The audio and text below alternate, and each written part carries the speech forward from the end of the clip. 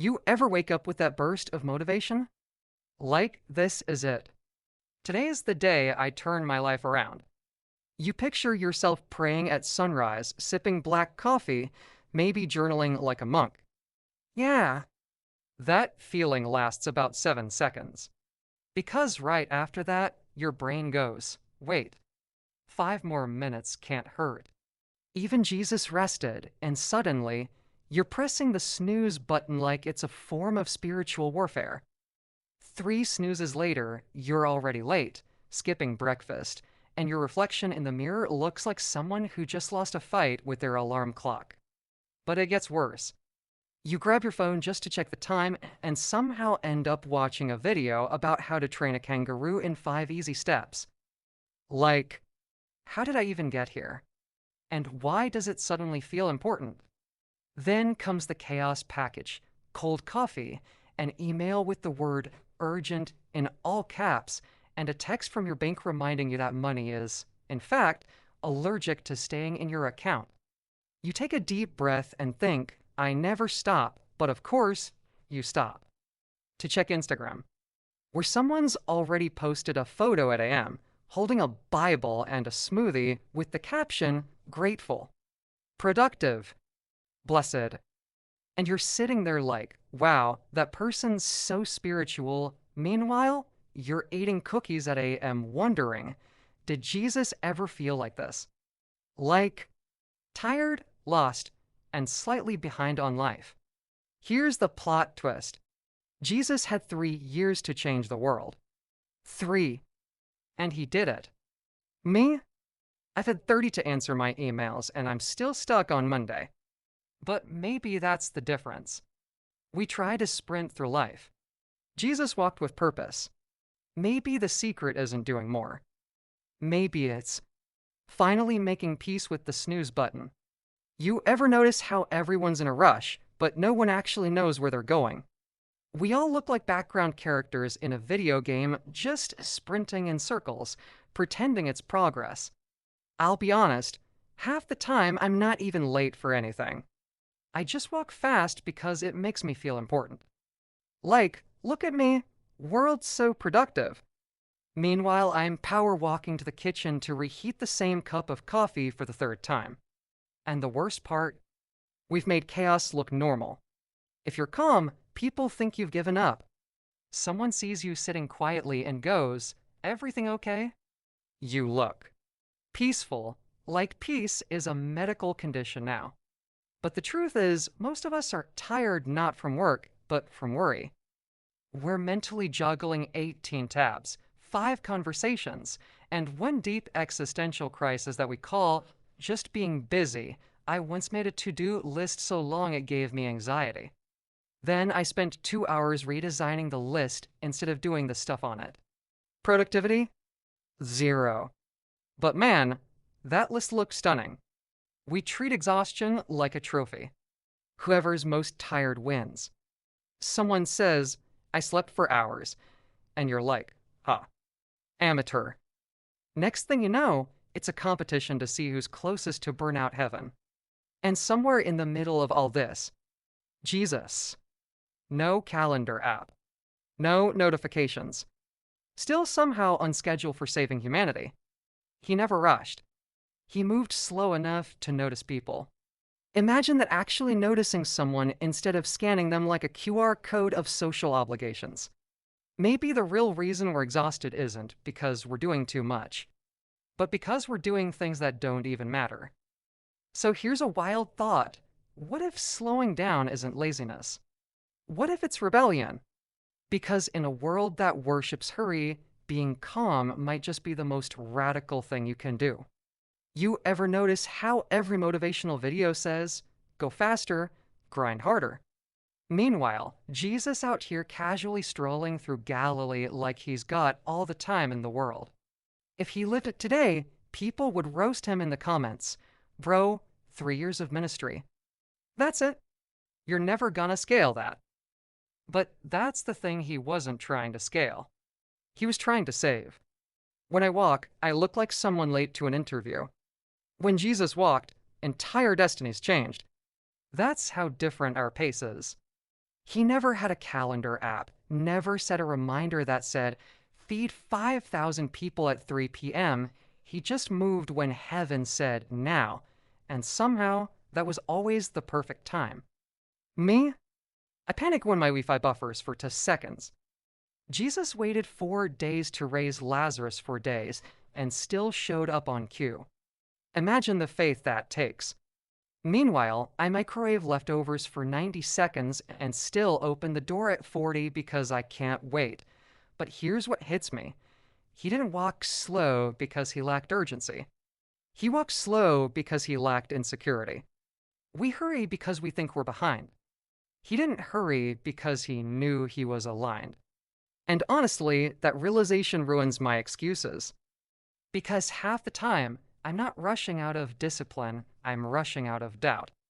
Like if I don't force things, they'll never happen. Maybe that's why peace feels so foreign. We treat time like it's running away from us, when in reality, we're the ones sprinting away from peace. So here's my unofficial productivity tip from the Son of God: slow down. Walk like you own time because your Father does.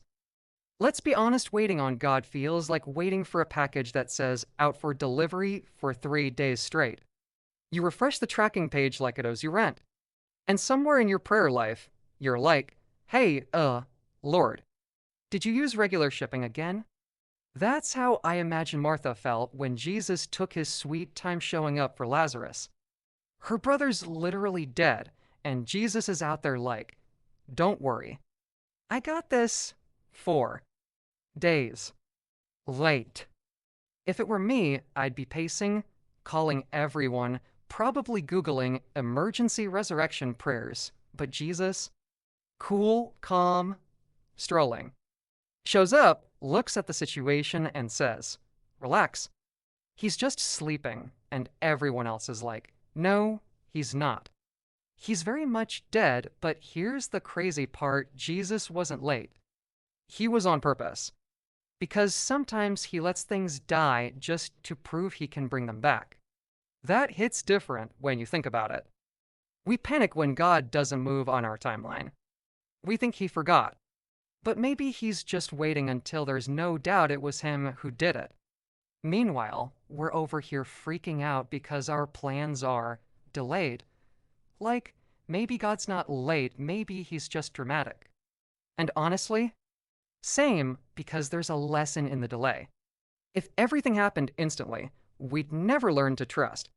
We'd just treat God like Amazon Prime. Click. Ship. Blessing. Done. But faith doesn't work like that. Faith grows in the silence between prayers and answers. In that awkward loading screen moment when heaven's buffering and you're wondering if you clicked twice. So yeah, Jesus might take his time. But when he shows up, things don't just change. They resurrect. You ever notice how hard it is to say no? Like, someone asks for a tiny favor, and suddenly you're emotionally blackmailed into helping them move a couch across town at 8 a.m. on your only day off. We treat no like it's a curse word. Meanwhile, Jesus said no all the time, and he's literally the most loving person who ever lived. There's this moment in Luke 4:43. Everyone wants Jesus to stay longer, heal more people, keep doing miracles. Basically, they're like, bro, the vibes here are immaculate, don't leave. And he just goes, I must go to the other towns also, because that is why I was sent. Translation, love you guys, but I've got a mission, and he dips. No guilt trip. No over-explaining. No people-pleasing apology paragraph. That's the kind of confidence I want. Meanwhile, I say no and instantly start spiraling. Oh no, they're gonna think I'm selfish. Maybe I should bake them cookies to soften the rejection, but here's what Jesus understood. Not every good thing is a God thing. Sometimes saying no to one crowd means saying yes to your calling. We say yes to everything because we're scared. We'll miss something, an opportunity, approval, connection. But if everything's urgent, nothing is sacred. Jesus didn't chase every need. He followed divine direction. And because he said no strategically, he could say yes powerfully. That flips the whole guilt narrative, doesn't it? Maybe saying no isn't rejection. Maybe it's worship.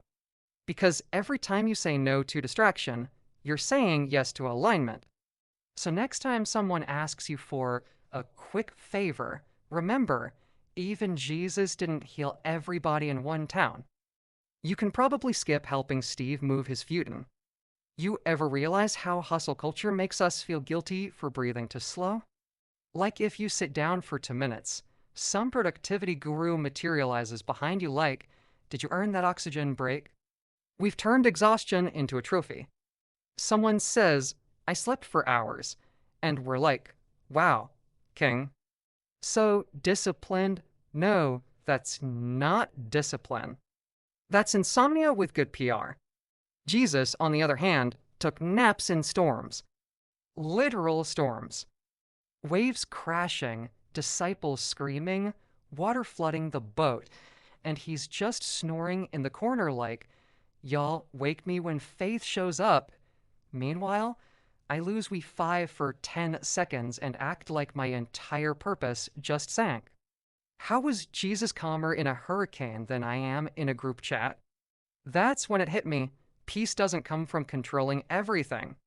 It comes from knowing you don't have to. We think speed equals success. But sometimes moving slower means moving stronger. You can sprint through life and still never arrive anywhere meaningful. Ever run so fast you forget why you started? That's modern life in a nutshell, sprinting in circles with motivational music playing in the background. Jesus didn't rush, but he always arrived right on time. He didn't hustle. He flowed. Because when your mission is divine, you don't chase, you align. That's what hustle culture gets wrong. It says peace is a reward for finishing. But Jesus shows peace is a requirement for beginning. So maybe slow isn't lazy. Maybe slow is sacred. Next time you feel guilty for resting, remember, even the Son of God scheduled naps. So take yours, maybe you'll wake up holier. Let's be real, most of us don't wake up like, yes, another day to glorify God through spreadsheets. No. We wake up like, why is my alarm so aggressive? Who invented mornings? We drag ourselves through the same routines, half asleep, half caffeinated, and fully questioning our life choices. But here's what hit me. Jesus turned ordinary moments into eternal ones. He wasn't just doing miracles, he was making meaning. Talking to fishermen, eating with sinners, washing feet. Nothing flashy. Just faith and motion. Meanwhile, we think we need a platform or a spotlight to matter. But sometimes worship looks like showing up to your job and doing it with integrity even when no one's clapping. Maybe folding laundry is worship. Maybe changing diapers is sacred. Maybe showing up for that coworker you can't stand is holy ground. Colossians 3:23 says, whatever you do, work at it with all your heart, as working for the Lord whatever you do. Not just the church stuff, emails, spreadsheets, latte art, whatever you do. Because God doesn't separate the sacred from the secular we do. We label things as holy or ordinary, but heaven just calls it opportunity. Jesus never clocked out of purpose. He turned everything into worship. And when you see your work like that, when you turn, I have to end too, I get to, the whole atmosphere shifts. Monday stops feeling like punishment. Your routine starts feeling like reverence. So tomorrow, when you start your day, try this. Before you open your laptop or pack your lunch, whisper, God, this is for you. Then do it with excellence, joy, and a little bit of caffeine-powered grace. Because when your work becomes worship, your job becomes your ministry. You stop surviving the week and start living your purpose. So here's the thing. We spend our whole lives chasing the next thing, the next task, the next milestone, the next dopamine hit from crossing something off a list. But somewhere along the way, we forget what the list was even for. Jesus had 3 years. Just 3. No iPhone, no followers, no Notion templates, and he still changed history. Meanwhile, I have 20 productivity apps and still forget to drink water. Maybe it's not about doing more. Maybe it's about doing what matters. And look, I'm not saying quit your job, move to a mountain, and start journaling in the clouds, though. Honestly, that does sound peaceful. I'm saying pause. Take a breath. Ask, what am I actually building? Because hustle fades. But purpose? That echoes. The truth is, you don't need to be faster. You need to be aligned. You don't need to prove yourself. You need to remember yourself, the part of you that was made on purpose, for a purpose. And when you stop chasing approval and start following peace, that's when things finally start to flow. So here's my challenge. This week, don't try to fix everything. Just pick one thing. One tiny shift that moves you closer to peace instead of pressure. Maybe that means waking up 5 minutes earlier to pray. Maybe it means finally resting without feeling guilty. Maybe it means saying no to something good so you can say yes to something holy. Whatever it is, commit to it. Then watch what God does with your little yes. Because when you walk at heaven's pace, you stop counting hours and start making them holy. If this message hit home, smash that like button, subscribe, and tell me in the comments, which habit are you choosing to start with? Let's build a community that doesn't just chase success, we chase significance. See you in the next one. God bless.